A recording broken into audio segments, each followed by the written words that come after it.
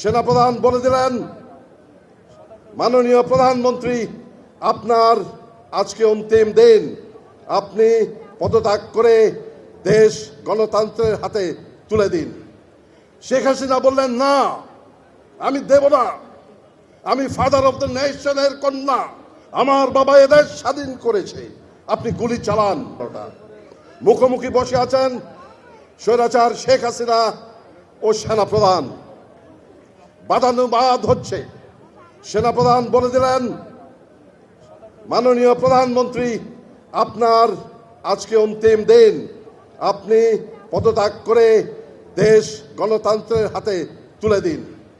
শেখ হাসিনা বললেন, না, আমি দেব না, আমি ফাদার অফ দ্য নেশনের কন্যা, আমার বাবা এদেশ স্বাধীন করেছে, আপনি গুলি চালান।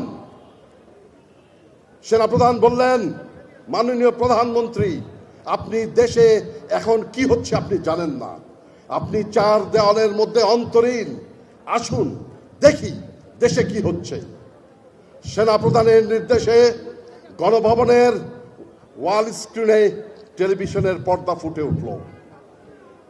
কাকতালীয়ভাবে বাংলাদেশের ঢাকার যতগুলো চ্যানেল আছে সবার ক্যামেরা নিবন্ধ রাওয়ার প্রাঙ্গণে, যেখানে আমরা 200 অফিসার এবং সাথে আশেপাশের জনতা মিলে 105 আমরা দাঁড়িয়ে বিক্ষোভ প্রদর্শন করছি। আমরা বক্তৃতা দিয়েছি, শেখ হাসিনা দেখেছেন। আমরা যখন এখান থেকে মিছিল নিয়ে রাওয়া থেকে বেরিয়ে জাহাঙ্গীর গেটের দিকে অগ্রসর হচ্ছি, তখন আমার কাছে একটা টেলিফোন আসলো চট্টগ্রাম থেকে, আমার এক সহকর্মী। আমি বললাম, হ্যালো।